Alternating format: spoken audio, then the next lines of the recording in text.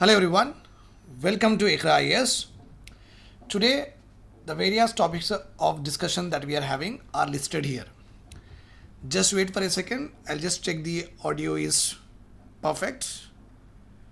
And those who are watching me for the very first time, make sure that there is a economic current affairs series that I generally take. So you just follow all the current affairs and also try to do the MCQs that will be discussed in the live session. Right? Okay.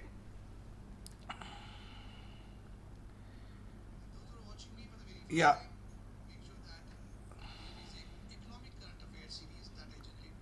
So we are good with regard to the audio. Let us go ahead in our discussion. So today's topic of discussions that we are having at this point of time, very important. In our last class, we have done with United Nations Population Report along with that other topics that we have seen. Today we are going to see Aging Report of India. And under this only, two important schemes for the prelims will be discussed. An Aging Report of India, it will be helpful in the mains preparation. Okay, and these two are important for the prelims and mains. In the prelims, direct MCQs will be asked, and in the mains, if they ask you the welfare measures taken by the government of India with regard to old age, which is also called as care economy. In one of the short, I have also talked about it. Okay, care economy means the economy that deals with the welfare measures taken by the government of India for the population which is above or equal to 60 years of age. So when we are talking about them, that is called as care economy. And at this point of time, the life expectancy of the every individual in our India is increasing, and the people who are retiring at 60 actually are fit to even work till 70. Okay, so they can also be employed. This is also a part of what care economy. So I'll discuss all of them in a bit. So Aging Report of India, we are going to see along with that two important schemes which are important for prelims and mains. Then we will talk about a lot of indexes which have been there in the news, in the newspapers also. Human Development Index, Poverty Rate 2025, Global Gender Gap, Press Freedom Index, Environment Performance Index, Education and Learning Outcomes according to the ACER report, Democracy Index, Top 10 India's Population, City. All of these indexes are the latest indexes. Many of these are in 2025 and few of them have been released in December or November around 2024.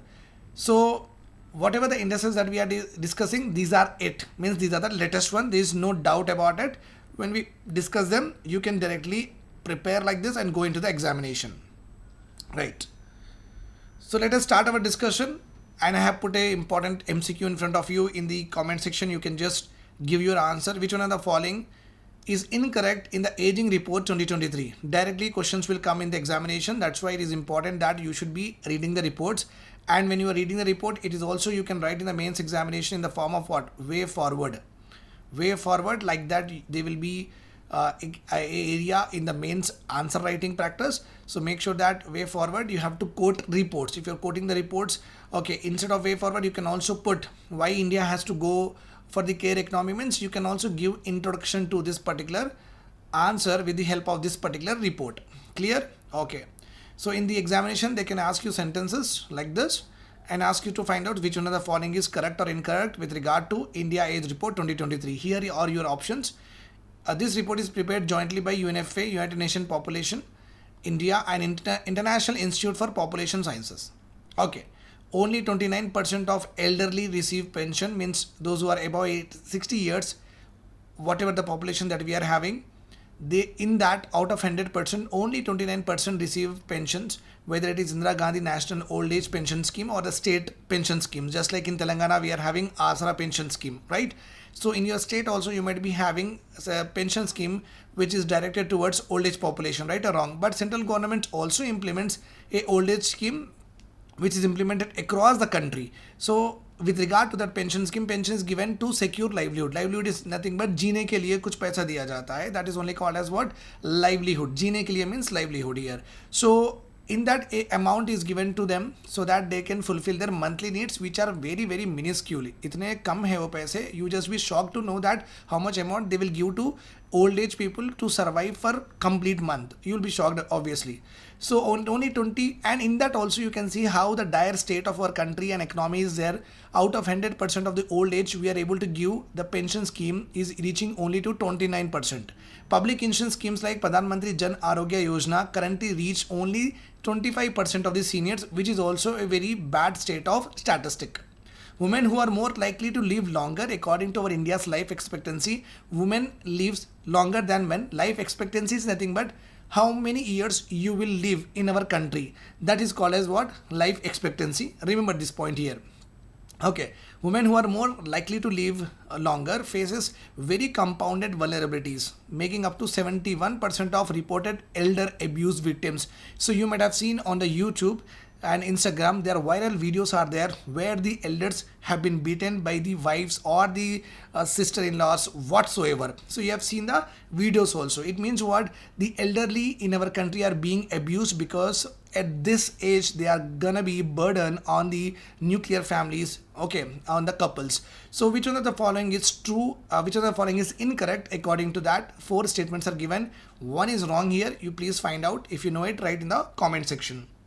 Okay, are you all able to hear me properly? No? Is everything is good? No doubt about it, no?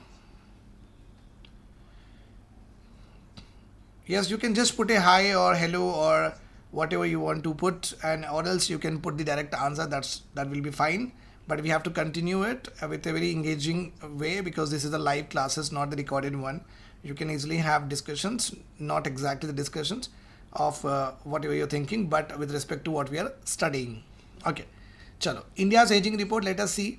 The report is titled as India's Aging Society: The Landscapes Today by Give Grants India. So one of the institutions that has helped to publish this report is Give Grants India, and after that it is jointly compiled and did a very good analysis by United Nations Population Institute and International Institute for Population Sciences and NITI Aayog. So here you can see that I have missed NITI Aayog is not written here. NITI Aayog is not written here. That's why it is a wrong statement. Okay, so basically this aging report is published by UNFPA and the International Institute of Population Sciences plus NITI Aayog. All these institutions together did the analysis with regard to what? Aging report. Only 29% of elderly receive pensions, which is very true. We have also seen in the statement of MCQ. Issues. First of all, the aging population, that is about 60 years, they are facing lot of issues. Let us see what are the issues. These issues need to be written in your mains answer writing.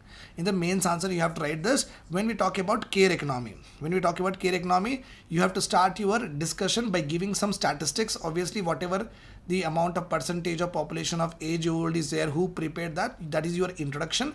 Then you are going to give issues. Then you are going to give what welfare measures or the government what steps are taken. This is going to be a very wonderful answer writing.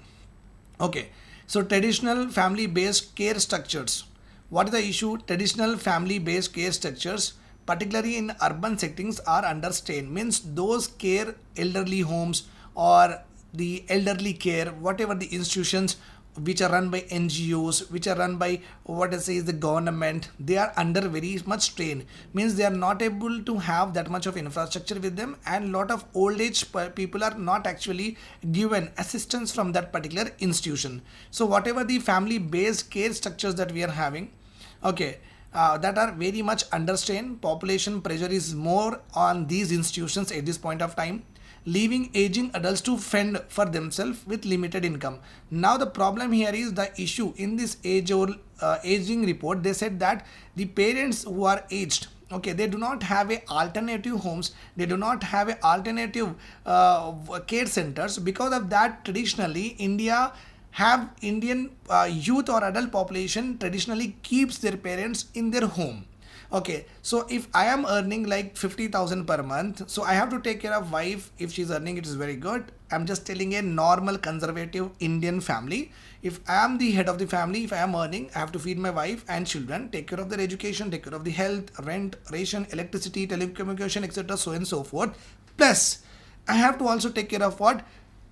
my aging parents, right or wrong, that is adding lot of pressure on the limited income that actually I earn, which is 50,000, and next year it becomes 60,000. So that 10,000 is not at all a good increase with regard to completely taking care of the complete family, including what parents. Okay. And inconsistent access to healthcare, very inconsistent access is there. Means suppose the aged population is there, your mother or father may be asking many times that you need a checkup, health checkup, but that is being postponed for 5 months and 6 months or 8 months, like that. So their health care is not consistent. Today I may give my parent, okay, 10,000, I ask both of them to go for the health checkup, but next time when I will give, I will not know. So their health care is very, very inconsistently they are getting. It means what? The limited income I am having, I am not able to actually take care of them very well.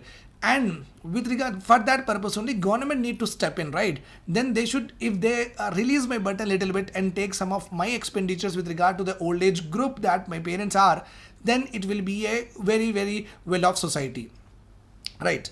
Then you can see here very clearly, elderly population, it was just around 5.4% increase to 10.7% in 2023. Then by 2050, the total population of our country in that the old age group will be 20.8%, and by 21st century, 36% of India's population will be in elderly, that is above 60 years. And highest number of old age population, if you see here, gray area is above 11%. Okay, the highest here we are having. Okay, I'll just change the color so that it gives you proper indication. So here 22. So elderly population is more in what? 22. It is standard 22.8% in Karnataka, followed by Kerala. Okay, then we are having what? Southern states are having what? Lot of elderly population, because southern states, because I belong to here only, we are having very good joint family based structures. Their parent, okay, grandfather or grandmother, then my parents, then myself and my children, all of us live in a same family. South Indian culture is very, very conservative culture, and that's how we are here.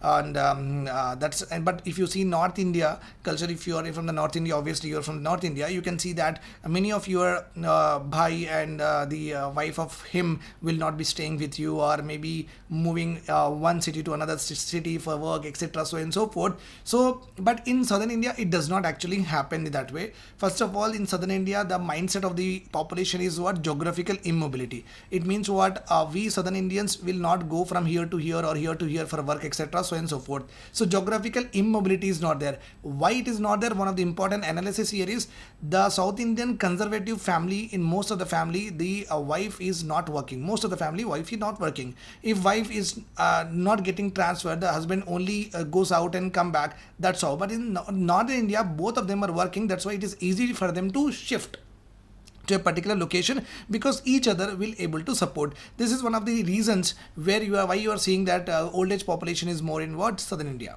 Okay, nearly half of the India's elderly, means our parents and above 60 years of age, whoever are there, they are suffering from what? Hypertension, nothing but BP, blood pressure, 43% from the diabetes, that is sugar, and over 1/3 suffering from arthritis. My parents have all of these. Okay. Despite the chronic conditions, chronic is nothing but the condition that is there for a long period of time, like BP is there for a long period of time, sugar, it will not go just like that. Acute means what? Acute means you got a disease and after 6 months you are very fine. Chronic is something that it lasts longer, will never fade away. Despite the chronic conditions, India has only 270 trained geriatricians to serve 14 crore older adults. Means the health professionals which are actually required to treat, or which are very good with regard to elderly medical science, they are called as what? Geriatricians. Only 270 we are having. Just imagine a point here, 40 crore older adults are there, and to take care of them, or to know their mechanics, biomechanics, and to know their science behind the old age, etc., the learned people are only what? 270, which is a very, very, very less number. Palliative care remains either unavailable or prohibitively expensive. Palliative care is nothing but non-invasive, take care of you, recreation, taking you out, okay, not medical surgery, etc. That kind of care is called a palliative care. It is, most of the areas does not have this particular Suppose if you're living in the rural area, just go and find out that whether any palliative care centers are there for the old age group. So you will not find many of the rural areas, not even the district headquarters. You will find only in the urban area. It is a urban concept only. Okay, and that in urban areas only, even if it is there, it is expensive. Like people like us in the middle class, very hardly able to afford, because you have to shell out 30 to 25,000 per month on our family, on our parents, to give them palliative care. With the limited income we are having, it is not possible. So these are, see how number of issues that we are having, which can be easily discussed in the mains examination. Public insurance schemes like PMJAY, Jan Arogya Yojana currently reach around 25% of the seniors. Women who are likely to live longer, they face lot of vulnerabilities that I have already told you in the MCQ. Okay, 71% of the elders in our country are receiving what abuse son is hitting, or daughter-in-law is hitting, or sister is hitting, or whatever it is that videos are very viral. You are aware of this, how the elders are being treated. Social isolations are also there. This is a very common thing that I have also seen. Okay, my grandparent is there, grandmother is there, my wife's grandmother is there. Whenever we go to the function, we cannot take her out. That the problem is that she cannot walk, obviously. So what is happening in society? They are getting isolated, means they are not able to mingle with the society. Social integration of the grandparents, or you can say that, or parents, you can say that. Parents are anyhow coming. I'm talking about grandparent here, but soon, okay, they will come into that particular age, and again social isolation is possible, is another concern. Exacerbated by digital exclusion. Oh, now what is a very beautiful thing. Please remember this point. Suppose if you are alone, what you are going to do? Suppose if you are going to alone, you are alone and you don't have any social interactions are not there, means you don't have much friends, you don't have much circle, you will not go out much. So basically you are an introvert, or you are a no outgoer, etc. You are having these particular traits. Or let us suppose you are very good outgoer, etc. so and so forth, extrovert also, but you don't have anything to do. Now your friends are not available, or they are busy. What generally is your favorite pastime? What generally is your favorite pastime? The pastime is you open your smartphone, you just enjoy on Instagram, YouTube, or Netflix, OTT, etc. so and so forth, right? So if you are not having, as an adult or as a youth, if you're not having social interactions also, if you're not going out also, you're having one beautiful digital device with the help of which you are able to do and entertain yourself. Now just imagine the parents. They are, first of all, they have been given a room, and we will feed them in that particular room. So they are not going out. So social isolation is already there. On top of it, they don't know how to use the smartphones also. So their digital exclusion is also making them very stressed.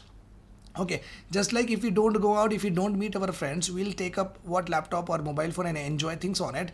They cannot do that also. They are still using Nokia 1100, and they are isolated. So just imagine the mental agony the elders are actually facing in our country. Okay, 59% of senior lacks access to digital devices. More than half of the older population in our country don't even have digital devices. They are still using what QWERTY keypad mobiles. Fewer than 20% are digitally literate, and only 20%, less than 20% are knowing that this is an app, this is Instagram. They don't even know about it, limiting their access to information. So they are not able to enjoy information with regard to entertainment, with regard to news. They're not able to do that. So just you understood how the elderly population is suffering lot of issues. This is going to be a very good question in the mains examination. In the prelims examination, they will ask you not the issues but the statistic. Okay.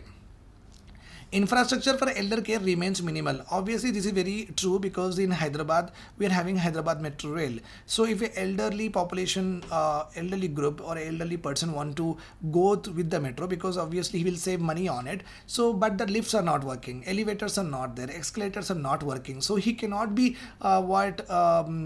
stepping like 100 steps. He cannot be walking on 100 steps and again putting pressure on the knees or not. Yes. So infrastructure is very bad. Okay. Old age home infrastructures are very bad, mainly in urban areas, with many offering substandard care. Very leisure, casual care is being given to the old age. Suppose if my parents are there, if they wanted to go out and join a parent old age home where he can talk with the people of his age. So but the infrastructure, sitting, eating, hygiene, sanitation is very bad, it seems. Private sector innovations such as luxury retirement homes, high-end assisted technologies serve to the only wealthiest 1% are enjoying these particular things. Public welfare programs like Indira Gandhi National Old Age Pension Scheme, Pradhan Mantri Jan Arogya Yojana offer some minimum support to the old age population of our country, but the report finds their impact very limited because the amount of money given in it is very less in pension scheme, and the care which is given in Pradhan Mantri Jan Arogya Yojana is not up to the mark that they require. Okay, I hope this is all clear to you. You can just put in a comment section, is all fine or not? Clear, right?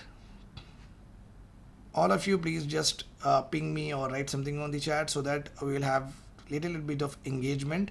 You are clear about this issue of the issues of the old age group?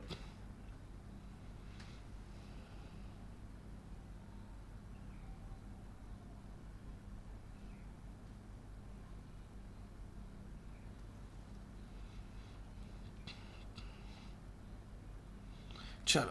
Now, for the prelims perspective, and also to write the welfare measures taken by the government of India to support the old age population, you have to write this too. Pradhan Mantri Jan Arogya Yojana, don't write when it was launched and to whose families it will be benefited. You are asked a question on old age population, you have to generally give that reference only. Union Cabinet approved a major expansion of Ayushman Bharat Pradhan Mantri Jan Arogya Yojana on September 11, 2024. This expansion is nothing but this scheme will be applicable to all senior citizens age 70 and above and will receive health care coverage regardless of their income. How much you are earning after 70 years does not matter. You are given proper health security net under what Pradhan Mantri Jan Arogya Yojana. Under this, you will be getting free health insurance coverage of up to 5 lakhs per family. 5 lakhs per family means mother, father is there means 2.5 lakh they will share. Okay. Now we are having National Social Assistance Program. This is an umbrella program. Umbrella is nothing but under it many sub schemes will be there. National Social Assistance Program. National means across the country. Social means to the society, only BPL population. Assistance is nothing but what kind of assistance? Nothing but here money is being given. Program is nothing but a scheme. The government of India on 15th August 1995 introduced the National Social Assistance Program. It is a fully centrally sponsored scheme. Remember this point, given to the people who are destitute. Destitute are nothing but women who are left by the husband or abandoned by the husband, has nowhere to go for them.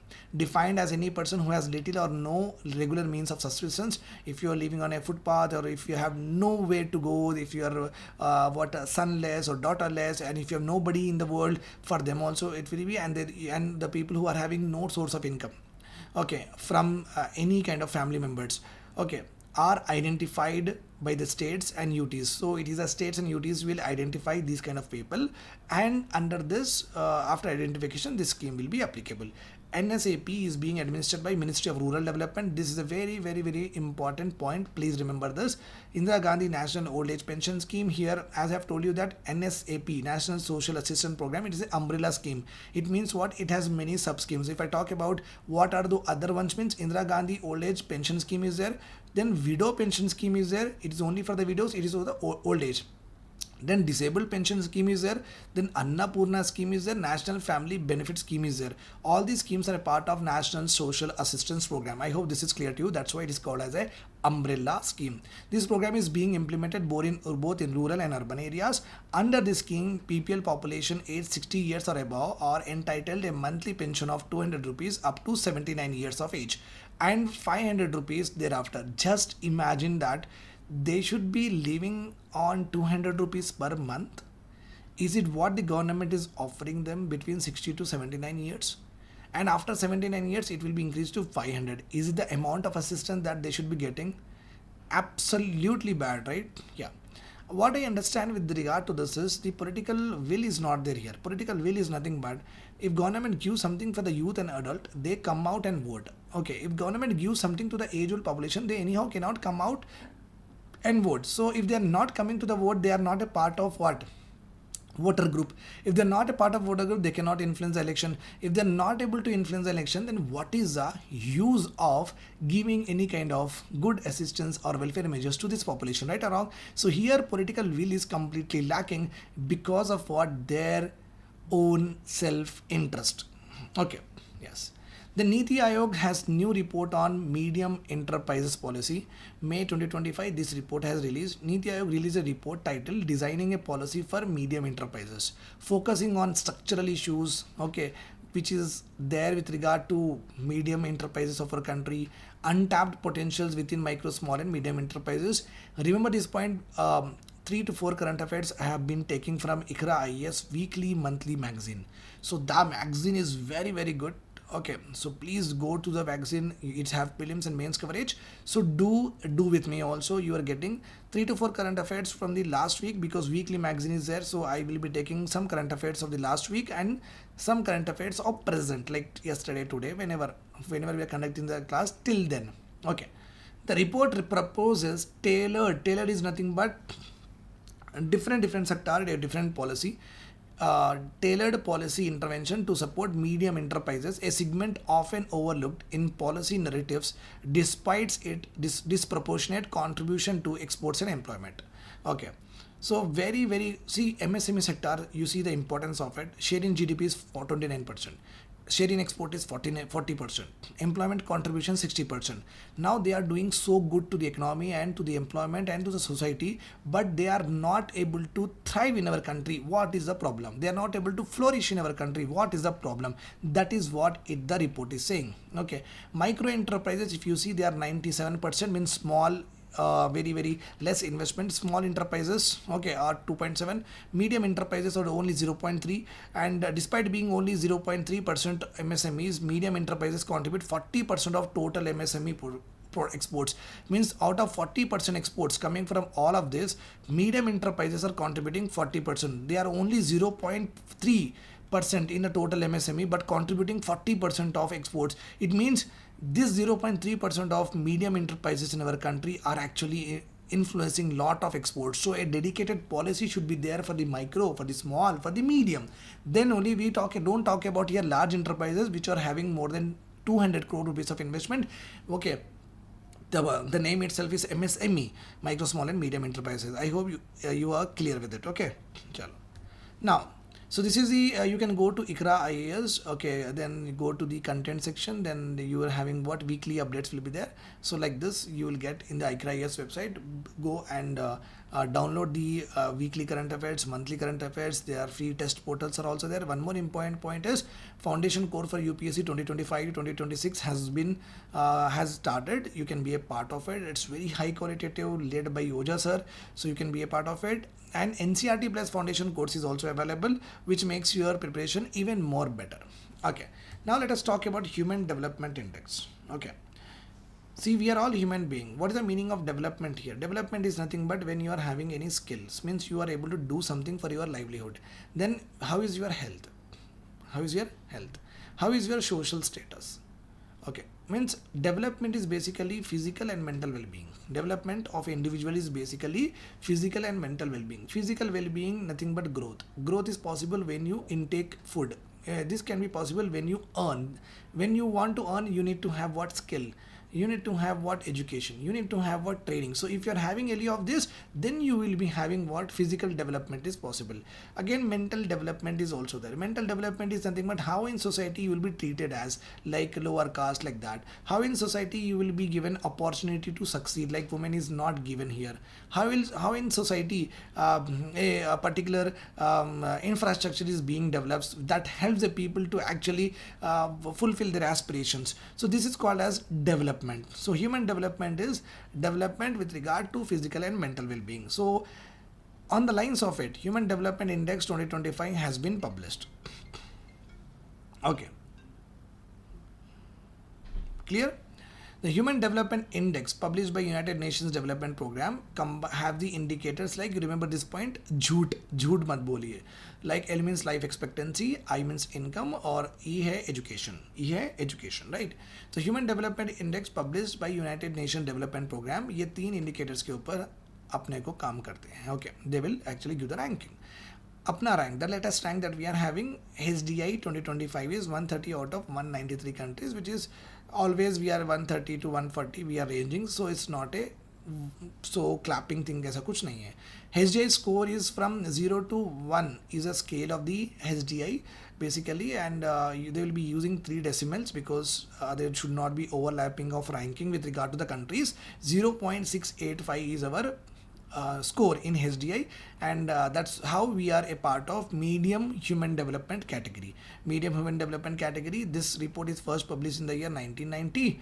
Okay, and it is published and it is made by Pakistan's economist Mahbubullah and India's Nobel laureate on welfare economics, that is Amartya Sen. Both of them has together perceived and conceived and produced this particular concept of what? HDI. So what you have learned now, human development report is given by UNDP. India's rank is 130 out of 193 countries. Our score is 0.685, which makes us to be a part of medium human development category. India has improved marginally since 2023. In 2023, we were having 135 rank. Okay, so why India has improved means we have gained very good with regard to education and health, which are the life expectancy should be increased means health, education is education, right? In these two parameters we did very well. That's why our rank, which was in 2023 135, decreased to what? 130 by 2025. Like life expectancy now, our Indians average at 71.5 years. It means what? All of you, whether including male, female, child, etc., whatsoever, all of us are on an average are going to live 71 years. However, gap persists, particularly in rural and underserved regions, means those regions which government of India is not able to reach out or not able to extend the benefits, maybe left-wing tribal areas, Naxal areas, or very remote and hilly areas. So where the government is not able to serve there, and some backward rural areas, there the life expectancy is very less when compared to the national average. Public spending on health remains under 2% of the GDP, which is very low when compared to the global standard. Very high human development index. The first rank in HDI goes to Iceland, followed by Norway. Both of them are having what? Iceland having 0.972, Norway is having 0.97. So Iceland is better.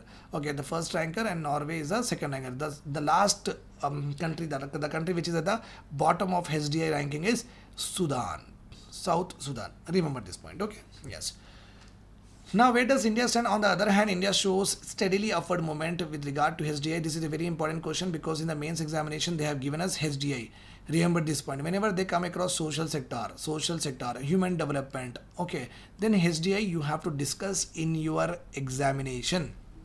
Okay, so this is already done, medium category. Okay, then here is the important point, my dear students. Please have a look here. Since 1990, the year in which the HDI report was first launched, HDI index was first launched, it is in the year 1990. From then, India HDI has soared by over 53%. Means whatever rank we were having at that time, so we have increased our rank to 53%. Okay, fine. Now, global hunger index 2025. India is having surplus production of food grains, but malnutrition is there. Now, if A says to the B that you are malnourished, A says to the B that you are malnourished, it means what? It means B is either having a problem with regard to stunting or wasting. Stunting is nothing but, remember this point, any person is malnourished or nourished, whatever it is, when we are calling them as, we call on the basis of two indicators. Stunting is nothing but your age and your height is being seen here. So Indian Council of Medical Research, they will give the standard. If you are 20 years of age, you should have this much height. If you're 30 years of age, you should have this much height. That are the standards. And if you're not able to come to that particular standard, then you will be called as what? Stunted. Okay, wasting is nothing but your weight and age, your weight and height. So if I am 5 feet, so what should be my ideal weight? If I am 5.8, what should be my ideal weight? Okay, this is again given as standards, and if you're not able to reach to the particular standard, again it is called as you are wasted. So stunting and wasting are the two indicators of malnutrition. If you are having both of them, then also you are called as malnourished, and if you are having one of them, then also you are called as what? Malnourished. Please remember this point. I hope this is clear to you. Okay. Global hunger index 105 rank is there out of 127. GHI scores we are having 27.3, which is classified as serious. We have to work on it because 27 is very less.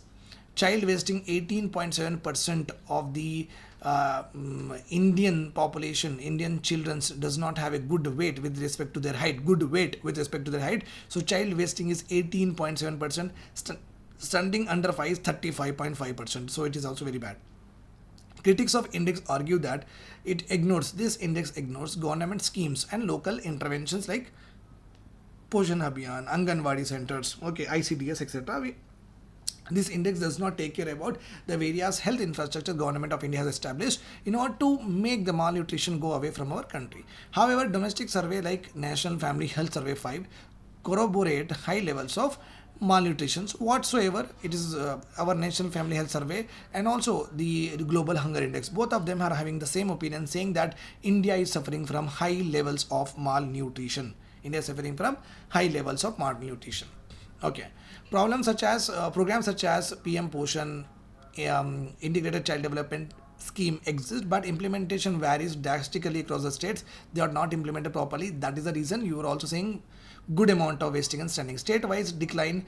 State-wise, if you see Uttar Pradesh, Bihar, Madhya Pradesh, Rajasthan has recorded sharpest decline in the number of people classified as poor based on multidimensional poverty index. So these states are doing very well with regard to reduction of poverty, with the help of which when the poverty is reduced, it means what?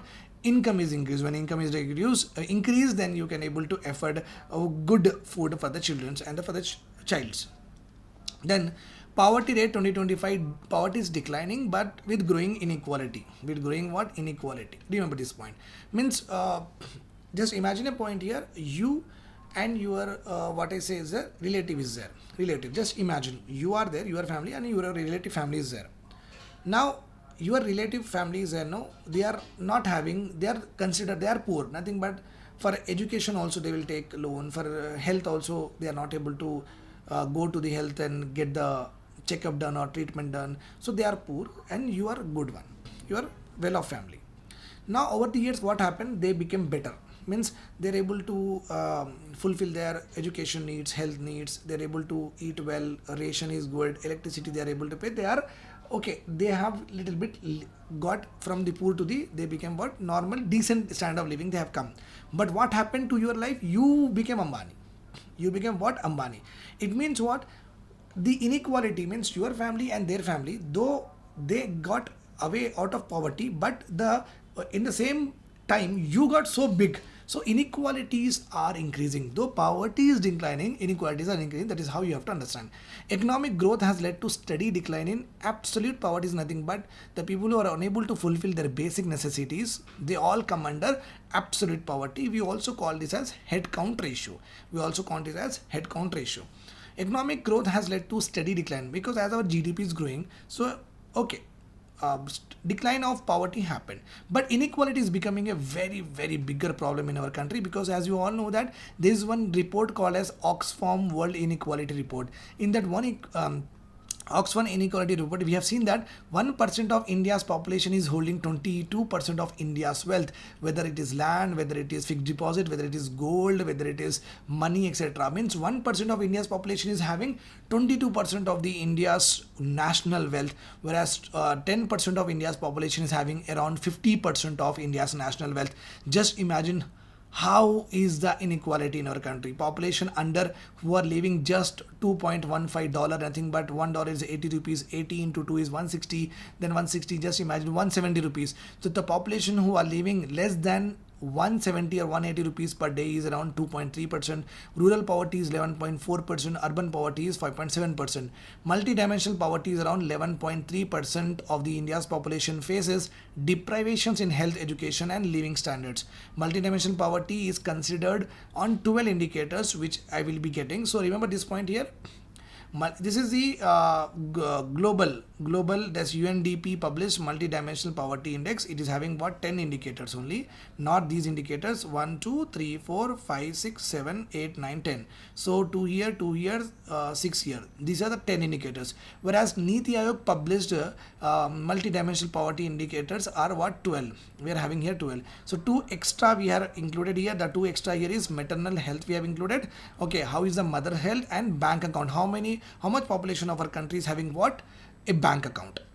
So our NITI Aayog HDI is actually calculated on the basis of 12 indicators, whereas global HDI is calculated on the basis of 10 indicators. Remember this point. Okay, now you see here, okay, I've told you this, no? Okay, that's all about it. Now let us go ahead with the next important press freedom index. This is going to be our last topic, and tomorrow we'll continue our next whatever the current affairs are there. Okay, press freedom index, very important. Why? Because when you talk, see, we have learned about human development index. Now when you talk to the people, when you talk in the mains examination, you should have, if someone says that what do you mean by human development index, then you can talk about this is what it means and how you are going to measure. So your vocabulary, your way of answering will get better, and in the mains answer writing it will help a lot because you understand the dimensions of a particular aspect. You understand the dimensions of a particular aspect. Now we have spoken about what a old age group. Now anybody asks you what is the issues that old age people are having, if you are not having this kind of information, what do you speak? You can say that bad conditions of old age homes are there. The second point, you can say that palliative care is very, very expensive. Third point, you can say that joint family is there, the adults are burdened with the expenses of the parents also, who are not usual, basically not from the private sector, not getting pension and all. So it is very important for mains and also to talk and also to restrict your answers. Okay, instead of looking like blah blah, to restrict your answers and to make a very good points. Indexes are very important. So press freedom index, India's rank in press freedom index is very, very bad, getting bad day by day. It is like around 161 out of 180 countries. Now, I'll tell you one important story. Instead of looking at the web on the slides, please listen to me very carefully. So, what is the meaning of press freedom? Press freedom is nothing but journalist, like you if you are a journalist. As an individual, you are reporting or working with a news agency like ZTV, etc., so and so forth. As a journalist, you are able to publish news of your choice. You select, you produce the news, you give it to the people without any interference from the political framework, legal framework, economic framework, and socio-cultural framework. Means, suppose you are publishing something with regard to one religion. Okay, the socio-cultural groups will attack you. Suppose you are publishing something with regard to electoral scams, the political setup will attack you. Suppose you are talking about government, you are doing government criticism on the online, then legal framework, IT Act, UPA Act, Sedition Act will be imposed on you.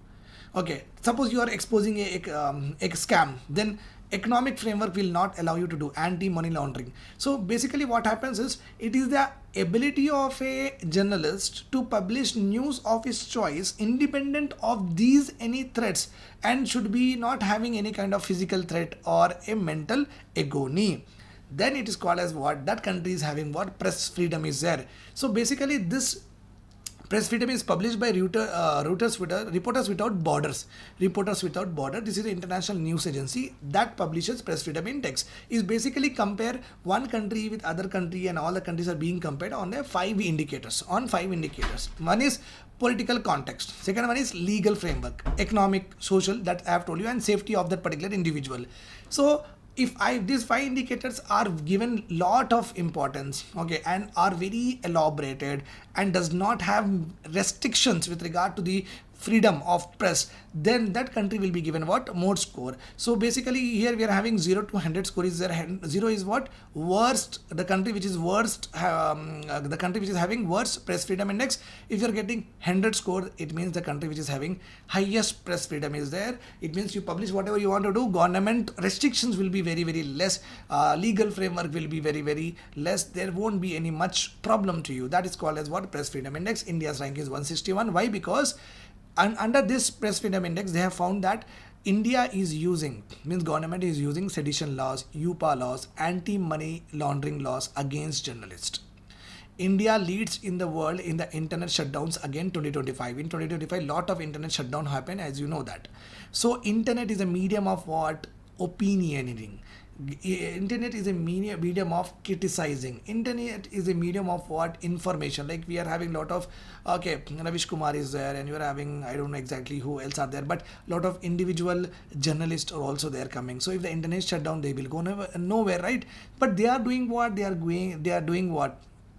analysis of whatever the government is doing. So basically, internet, if it is shut down, it is a biggest remark on the country's press freedom. Consolidation of media ownership. Only 2 to 3 media houses are actually running the complete news show in our country. Growing self-censorship means if something is going on, then media itself is stopping to show it. Okay, why? Because political or could be a corporate influence is being happened. Though India remains a fundamental electoral democracy, the health of its public disclosure essential for accountability. Recently Rahul Gandhi was saying that there is a voter scam happened. Okay, new illegal voters or bogus voters are added in the constituencies. So these kind of allegations, okay, are not given much flame in our country. So the report have cited that these are the various aspects that India is lacking. That's why the rank is very, very poor. Norway led in this particular list. In Norway, okay, where the press freedom index is highest, publish whatever you want to publish. The least ranking country here is Eritrea, means you cannot publish much here, otherwise you will be booked by any of the law of the country and you cannot see the sun again. That's how it is. I hope this is all clear to you. Okay, so we got some comments for the very first time. Yeah, Anushka Meena, very good morning. Rao Ankit, good morning sir. Radhe Krishna, all good. Chalo, कल मिलेंगे हम. We'll see you tomorrow on the same time, 10:30 or at 11 o'clock. Do join my classes and do share the link to all of your friends if they also get the benefit of this courses, and it will be very nice. No, okay, I'll be seeing to you tomorrow. Have a nice day. Take care.